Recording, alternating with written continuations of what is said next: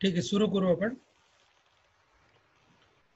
काल आपण कालच्या तासाला साहित्य विचारामध्ये शब्दशक्तीचा परिचय करून घेतला. शब्दशक्ती म्हणजे काय हे पाहत असताना आपण पाहिलं की शब्दांमध्ये प्रकट होण्याची जी अंगभूत शक्ती असते किंवा त्यातला गर्भित अर्थ स्पष्ट करण्याची जी शक्ती असते तिला शब्दशक्ती असं म्हणतात.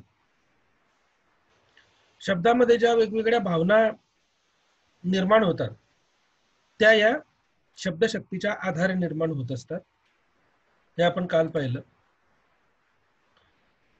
काल आपण आनंदवर्धनांनी सांगितलेले शब्दशक्तीचे 3 प्रकार, अभिधा, लक्षणा आणि व्यंजना, या 3 प्रकारांपैकी अभिधाची चर्चा आपण काल केली.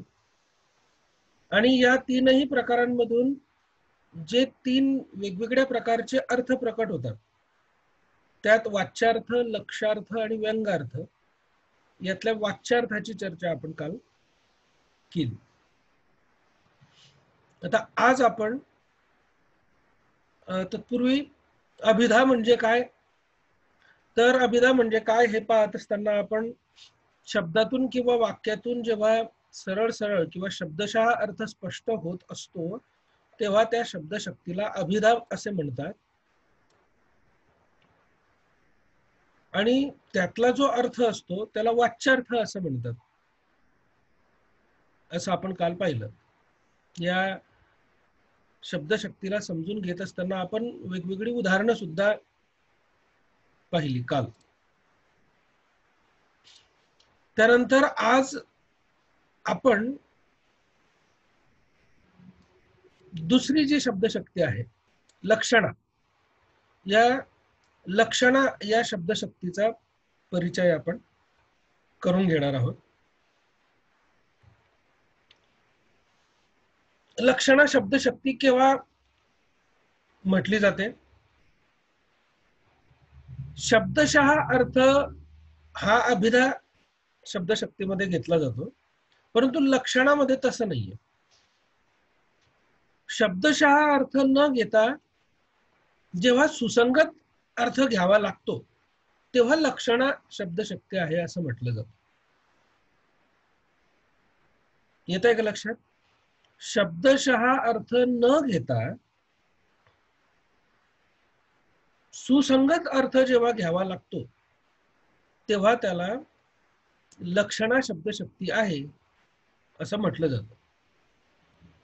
आणि त्यातून प्रकट होणारा जो अर्थ आहे त्या अर्थाला लक्षार्थ असं म्हटलं जातं. बघा तिथे उदाहरण दिलेलं आहे की चला ताटावर बसूया, असं आपण म्हणतो बऱ्याच वेळा की चला ताटावर बसूया. ताटावर बसा म्हणजे ताट जमिनीवर ठेवून त्या ताटामध्ये बसायचंय का आपल्याला? नाही. ताटावर बसा याचा अर्थ जेवायला आपल्याला कुणीतरी बोलवत आहे किंवा जेवायला बसा असं कुणीतरी सूचित करतं. जर त्याचा शब्दशः अर्थ घेतला तर तो चुकीचा आहे, परंतु त्याचा लाक्षणिक अर्थ आपल्याला घ्यावा लागणार आहे. लाक्षणिक अर्थ म्हणजे काय की जो प्रत्यक्ष त्या शब्दांमध्ये दिसत नाहीये परंतु ते शब्द सूचित करतायत असं बऱ्याच वेळा आपण म्हणतो. म्हणजे जसं आपण 2 प्रकारचे वाक्य आहेत बघा की तो फार हुशार मुलगा आहे आणि तो फारच हुशार आहे असं जेव्हा आपण म्हणतो तेव्हा पहिल्या वाक्यामध्ये तो फार हुशार मुलगा आहे म्हणजे तो अभ्यासामध्ये हुशार आहे असं सूचित करायचं आहे. ही इथं हुशार हा शब्द जो आहे तो अभिधा शब्दशक्तीचा आहे.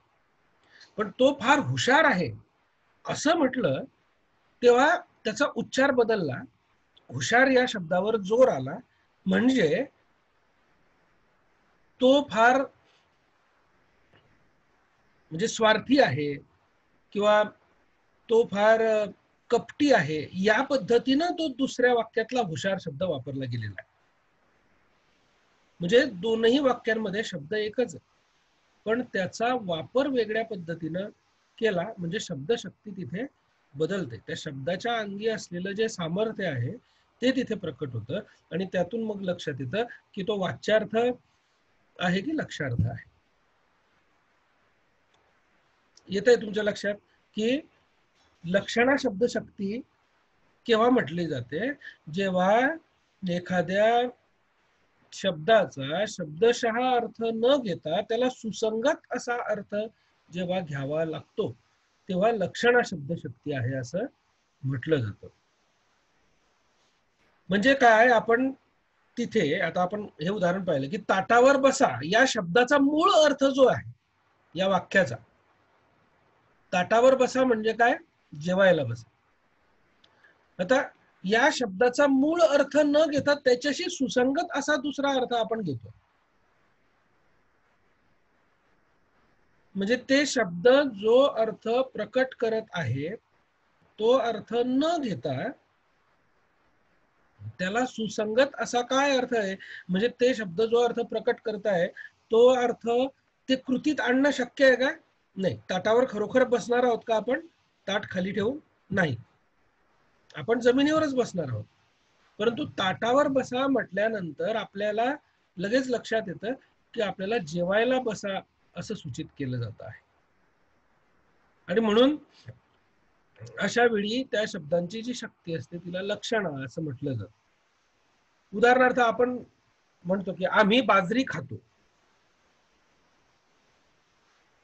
किंवा घरावरून उंट गेला किंवा सूर्य बुडाला. हे तर फारच सोपं उदाहरण आहे त्याचं, की आपण दैनंदिन जीवनामध्ये असं म्हणतो की सूर्य बुडाला संध्याकाळच्या वेळी. खरोखर सूर्य पाण्यामध्ये जाऊन बुडतो का? बुडण्याची जी प्रक्रिया आहे ती पाण्यात बुडतो माणूस. तर सूर्य पाण्यात जाऊन बुडाला असं म्हणतो का आपण?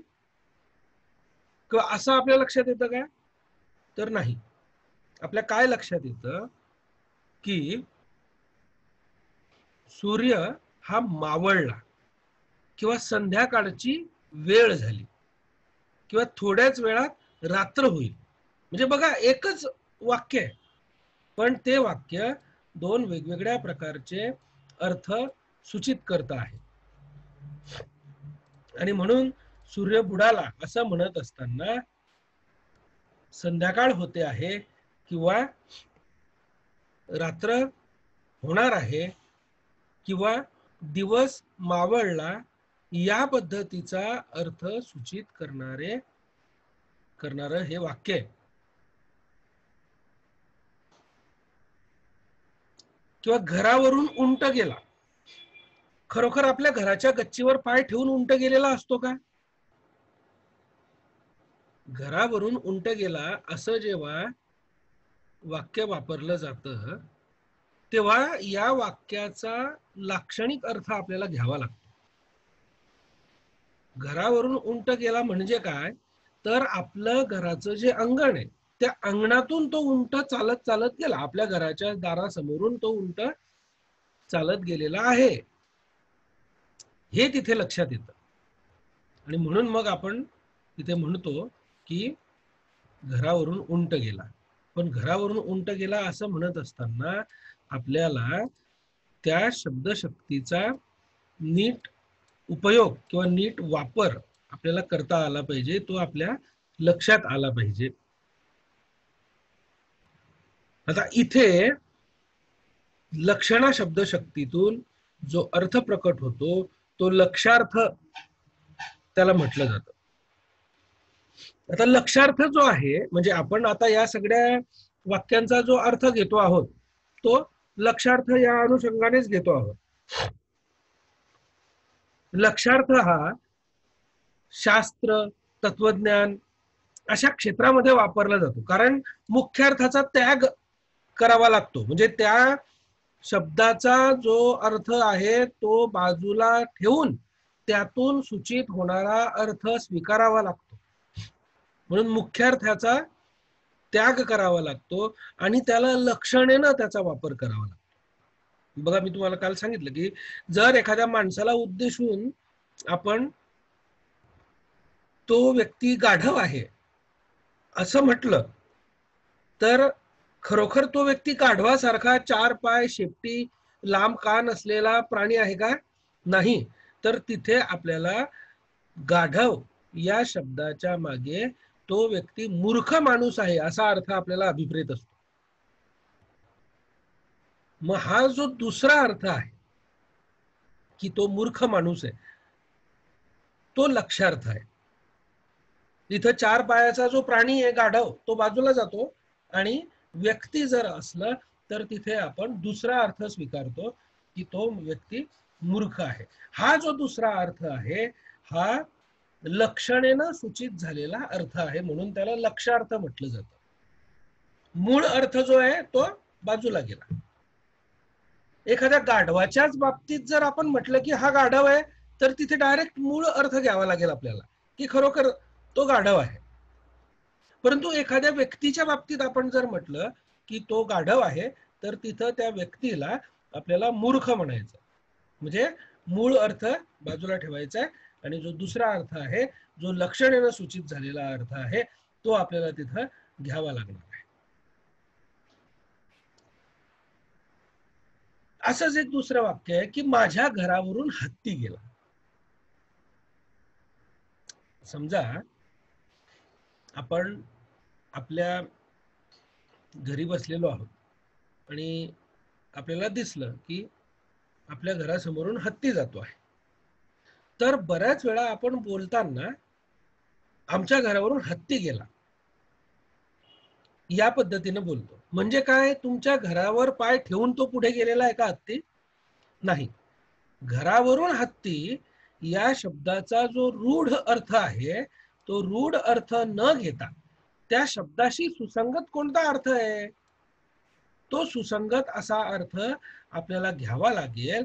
म्हणजे घरावरून म्हणजे घरावर पाय ठेवून नव्हे, तर घराच्या बाजूने, घराच्या समोरून, घराच्या रस्त्याने तो हत्ती गेला असा अर्थ आपल्याला तिथं घ्यावा लागणार आहे. म्हणजे तुमच्या लक्षात आलं असेल की लक्षार्थामध्ये म्हणजे लक्षणेमध्ये लक्षणा शब्दशक्ती समजून घेत असताना, लक्षणा शब्दशक्तीचा वापर करत असताना आपल्याला मुख्यार्थ जो आहे, त्या मुख्यार्थ म्हणजे काय, त्या वाक्यातून त्या शब्दातून शब्दशः प्रकट होणारा अर्थ, सरळ सरळ प्रकट होणारा अर्थ, वाच्यार्थ. वाच्यार्थ म्हणजे वाचून प्रकट होत असलेला अर्थ, त्याला वाच्यार्थ असं म्हटलं जातं. तर हा जो वाच्यार्थ आहे, हा वाच्यार्थ किंवा शब्दशः प्रकट होणारा जो अर्थ आहे, तो अर्थ सरळ सरळ न घेता त्याला बाधा येते आणि त्या वाच्यार्थाच्या ऐवजी दुसरा अर्थ जो आहे तो म्हणजे लक्षार्थ आपल्याला लक्षात घ्यावा लागतो, समजून घ्यावा लागतो. म्हणून एखाद्या शब्दाचा मुख्यार्थ बाधित होऊन त्याऐवजी सुसंगत असलेला दुसरा अर्थ, अशा मुख्यार्थ बाधित शब्दातील शक्तीला लक्षणा म्हणतात. आणि या लक्षणा शब्दशक्तीने प्रकट होणाऱ्या अर्थाला लक्षार्थ म्हणतात. आता तुमच्या लक्षात आलं असेल अभिधा शब्दशक्ती कशी आहे आणि लक्षणा शब्दशक्ती कशी आहे. आता या ज्या लक्षणा शब्दशक्तीची काही वैशिष्ट्ये आहेत, ती वैशिष्ट्ये आपण पाहू. सरळ सरळ 3 वैशिष्ट्ये आहेत त्याची. पहिलं म्हणजे मूळ अर्थ बाजूला होतो आणि दुसरा अर्थ तिथे सूचित केलेला असतो. दुसरं त्याचं वैशिष्ट्य आहे की मूळ अर्थाला बाधा येते. म्हणजे मूळ अर्थ जो आहे तो बाधित होतो, तो बाद होतो, तो लक्षात घ्यावा लागत नाही. आणि तिसरं वैशिष्ट्य, जो मूळ अर्थ आहे किंवा जे वाक्य आहे त्या वाक्याला संदर्भाने सुसंगत असा अर्थ प्राप्त होतो. त्या वाक्याला समजून घेण्यासाठी एक सुसंगत असा अर्थ प्राप्त होतो आणि म्हणून ती लक्षण आहे असं आपल्याला म्हणता येतं. आता शब्दशक्तीच्या 3 प्रकारांमधला अभिधा आणि लक्षणे नंतरचा तिसरा प्रकार तो म्हणजे व्यंजना. आता बघा, तुम्हाला मी सांगितलं की शब्दशक्तीमधून शब्दातून जे अर्थ प्रतीत होतात त्यातून त्या शब्दाला जे सामर्थ्य मिळतं त्या सामर्थ्यालाच शब्दशक्ती असं म्हटलं गेलेलं आहे. शब्दातून सरळ सरळ अर्थ प्रतीत न होता जेव्हा व्यंगात्मक अर्थ प्रतीत होतो तेव्हा त्याला व्यंजना शब्दशक्ती असं म्हटलं जातं. बघा, अभिधा झालं सरळ सरळ अर्थ स्पष्ट करणारी शक्ती, लक्षणा झालं की संदर्भाने अर्थ प्रकट करणारी शक्ती, आणि आता तिसरी शक्ती ती म्हणजे व्यंजना शब्दशक्ती. ही व्यंजना शब्दशक्ती केव्हा म्हटली जाते की त्या शब्दांमधून सरळ सरळ अर्थ प्रतीत न होता व्यंगात्मक अर्थ, म्हणजे त्यातून काहीतरी वेगळाच एक अर्थ उभा राहतो, हा व्यंगात्मक अर्थ जेव्हा प्रकट होतो तेव्हा व्यंजना शब्दशक्ती त्याला म्हटलं जातं. आणि व्यंजना शब्दशक्तीतून प्रकट होणाऱ्या अर्थाला व्यंगार्थ असं म्हटलं जातं. त्याचं उदाहरण आपण बघा, पहिल्या वाक्यामध्ये समाजात वावरलेले साप ठेचून काढायला हवे. आता मी तुम्हाला मागे सांगितलं की साप हा जो शब्द आहे तो मानवी प्रवृत्तीशी संबंधित शब्द या वाक्यात वापरला गेलेला आहे. की वाईट प्रवृत्तीची जी लोक आहेत त्यांना समाजामध्ये साप असं म्हटलं गेलेलं आहे. त्यांच्या वाईट प्रवृत्तीचं दर्शन या साप शब्दातून घडतं, आणि म्हणून इथं व्यंगार्थ स्पष्ट होतो या ठिकाणी.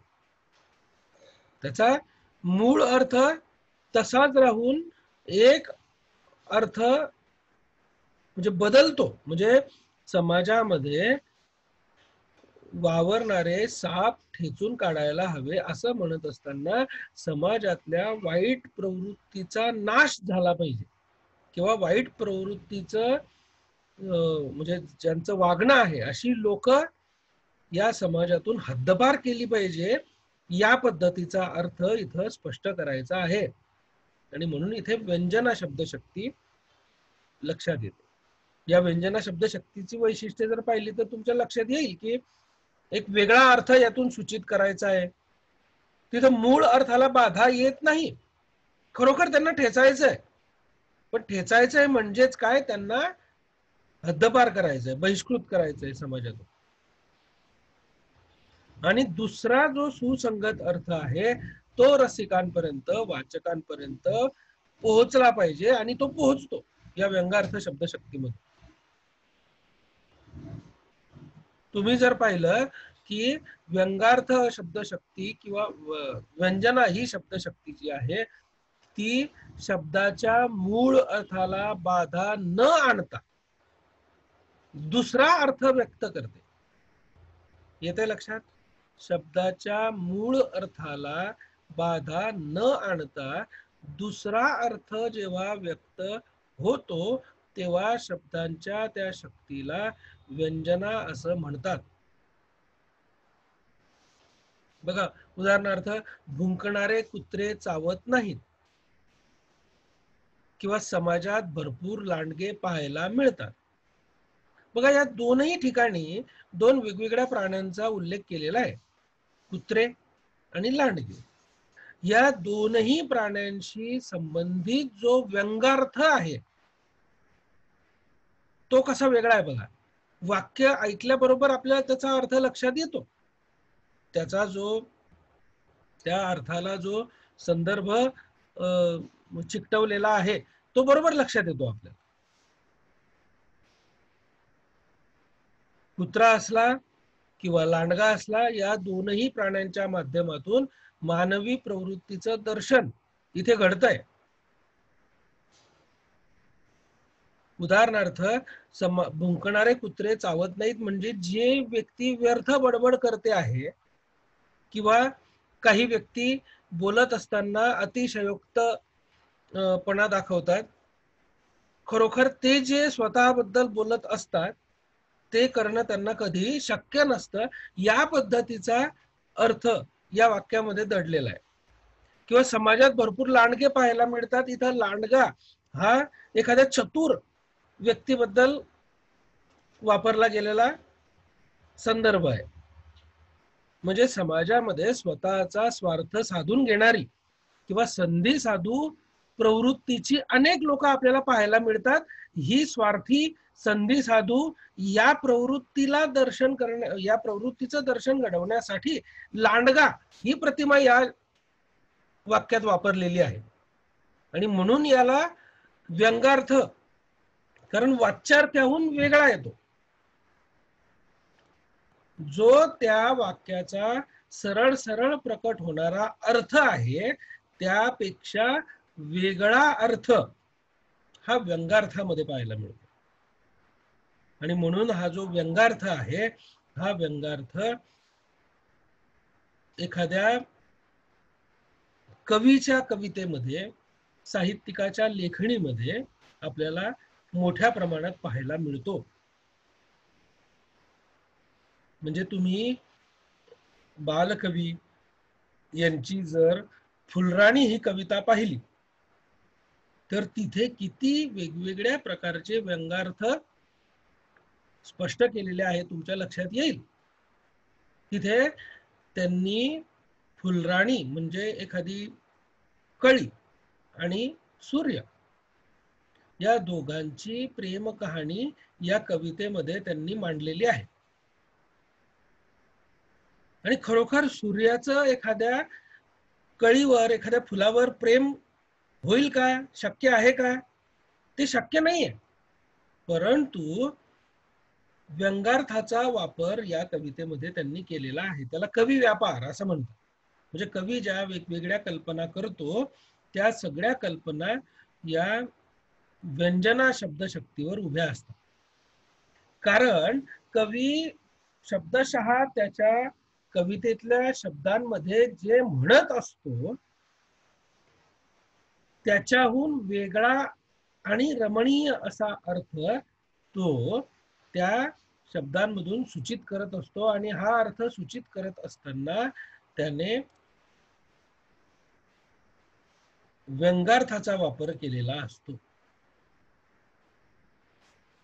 येतंय लक्षात?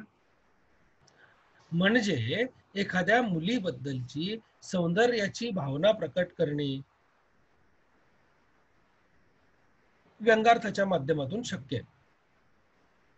कारण तिथं पहिले दोन्ही अर्थ बाद होऊन तिसराच अर्थ सूचित झालेला असतो. हा अर्थ ध्वनीच्या माध्यमातून लक्षात येतो. म्हणजे लढताना वीरांच्या अंगी हत्ती संचारला, हे वाक्य पाहतो. इथे हत्ती या शब्दाचा अर्थ, जो मूळ अर्थ आहे, शब्दशः अर्थ आहे, वाच्यार्थ आहे, तो अभिप्रेत आहे का? एखादा हत्ती घुसतो का एखाद्या अंगामध्ये?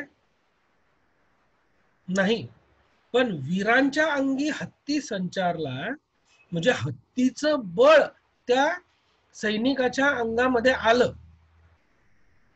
बघा तुम्ही, हत्तीचं बळ हा ध्वनीत होणारा रूढार्थ तिथं प्रकट झालेला आहे. आणि हा रूढार्थ प्रकट होताना मूळ अर्थाला बाधा आलेली नाही. त्या मूळ अर्थाला बाधा न आणता दुसरा अर्थ व्यक्त होतो आहे. आणि इथे म्हणूनच व्यंजना ही शब्दशक्ती आपल्या लक्षात येते. आणि या व्यंजना शब्दशक्तीनं जो अर्थ प्रकट होतो त्याला व्यंगार्थ असं म्हटलं जातं. व्यंगार्थाची अनेकार्थी सूचकता किंवा व्यंगार्थामध्ये एकाच वेळी अनेक अर्थ सूचित करण्याची किमया असते. एका वेळी अनेक अर्थ त्याच्यामधून निघतात. म्हणून तर म्हटलं तुम्हाला की व्यंगार्थ हा कवी व्यापारामध्ये सर्वात जास्त वापरला गेलेला अर्थ आहे. म्हणजे बघा तुम्ही इथं, कवी व्यापार व्यंजना शक्तीवर उभा असतो. या शक्तीमुळे शब्दांच्या वाच्यार्थाहून वेगळा असा रमणीय अर्थ सूचित होतो. हे का म्हटलं?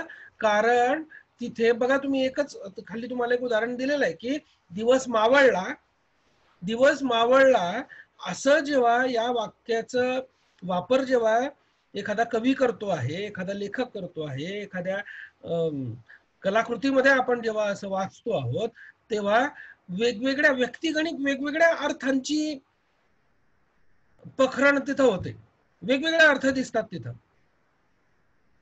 म्हणजे दिवस मावळला म्हणजेच सूर्यास्त झाला, हे तर सरळ सरळ अर्थ आहे त्याचा.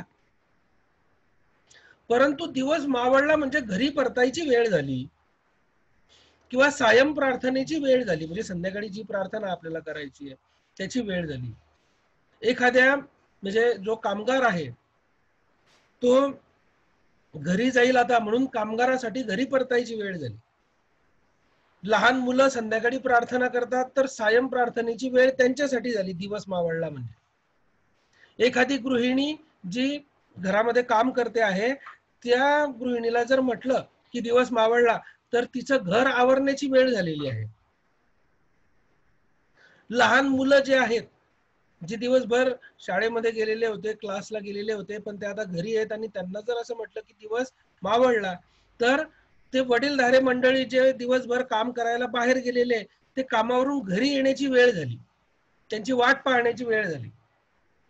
किंवा दिवसभर खेळणाऱ्या एखाद्या मुलाला जर आपण सांगितलं दिवस मावळला, तर त्याच्या लक्षात येतं की अभ्यास करण्याची वेळ झाली. बघा, वाक्य एकच आहे, दिवस मावळला, पण व्यक्तिगणिक त्याचा सूचित होणारा जो अर्थ आहे तो वेगळा आहे. आणि म्हणून मूळ अर्थ बदललेला नाहीये, दिवस खरोखर मावळलेला आहे, परंतु दिवस खरोखर मावळलेला असला म्हणजे मूळ अर्थ बदललेला नाही, पण व्यक्तिगणिक त्याचा अर्थ बदललेला आहे.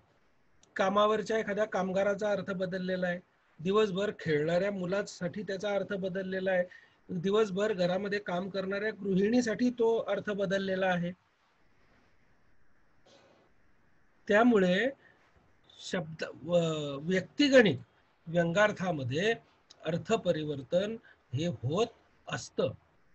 आणि हे अर्थ परिवर्तन होत असताना मूळ अर्थाला बाधा येत नाही. अशा पद्धतीनं ही व्यंजना शब्दशक्ती आपल्याला सांगता येईल. तर थोडक्यात आपण एक रिकॅप घेऊ या तीनही शब्दशक्तींचा.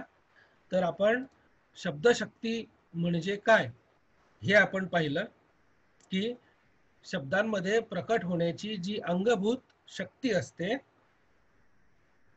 शब्दांच्या मध्ये दडलेला जो थेट किंवा गर्भित अर्थ आहे तो स्पष्ट करण्याची जी शक्ती असते तिला शब्दशक्ती असं म्हटलं जातं. शब्दाची भावना निर्माण करणारी ही शक्ती शब्दशक्ती म्हणून ओळखली जाते. शब्दशक्तीचे 3 प्रकार आनंदवर्धन यांनी सांगितलेले आहेत, अभिधा, लक्षणा आणि व्यंजना. या तीनही प्रकारांमधून 3 वेगवेगळ्या प्रकारचे अर्थ स्पष्ट होतात, वाच्यार्थ, लक्षार्थ, व्यंगार्थ. आपल्या मनातील विचार, भावना आणि कल्पना आपण भाषेद्वारे व्यक्त करत असतो, आणि ती भाषा जी आहे ती शब्द, वाक्य आणि अक्षर यांच्या सहाय्यानं बनलेली असते. अक्षरांचा जो अर्थपूर्ण क्रम असतो त्याला शब्द म्हटलं जातं.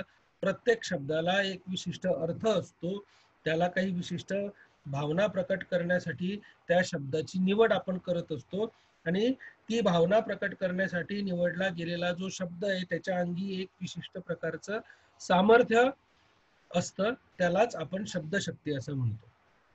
आता अभिधा शब्दशक्ती केव्हा लक्षात येते? जेव्हा शब्दातून किंवा वाक्यातून सरळ सरळ किंवा शब्दशः अर्थ स्पष्ट होतो, तेव्हा अभिधा अशी शब्दशक्ती लक्षात येते. म्हणजे एखादा शब्द उच्चारल्यानंतर त्याच्याशी निगडीत जो सर्वसामान्य अर्थ आहे त्या शब्दांच्या शक्तीला अभिधा असे म्हणतात. लक्षणा ही शब्दशक्ती केव्हा आपण म्हणतो, जेव्हा शब्दशः अर्थ न घेता सुसंगत अर्थ जेव्हा आपल्याला घ्यावा लागतो तेव्हा तिथं आपण लक्षणा शब्दशक्ती आहे असं म्हणतो. म्हणजे शब्दाचा मूळ अर्थ न घेता त्याच्याशी सुसंगत अर्थ, त्यावेळी लक्षणा ही शब्दशक्ती आपल्या लक्षात येते. व्यंजना शब्दशक्तीबद्दल, शब्दांमधून सरळ सरळ अर्थ प्रतीत न होता जेव्हा व्यंगात्मक अर्थ प्रतीत होतो, म्हणजे त्याच्या मूळ अर्थाला बाधा न येता जेव्हा व्यंगात्मक अर्थ प्रकट होतो तेव्हा त्या शब्दांच्या शक्तीस व्यंजना असं म्हटलं जातं. म्हणजे मूळ अर्थ जसाचा तसा राहून त्यातून ध्वनित होणारा दुसरा अर्थ प्रकट होत असतो. आणि व्यंजना या शब्दशक्तीमध्ये व्यक्तिगणिक वेगवेगळ्या अर्थांचं सूचन होत असतं. व्यक्तिगणिक सगळे अर्थ बदलताना आपल्याला लक्षात येतं.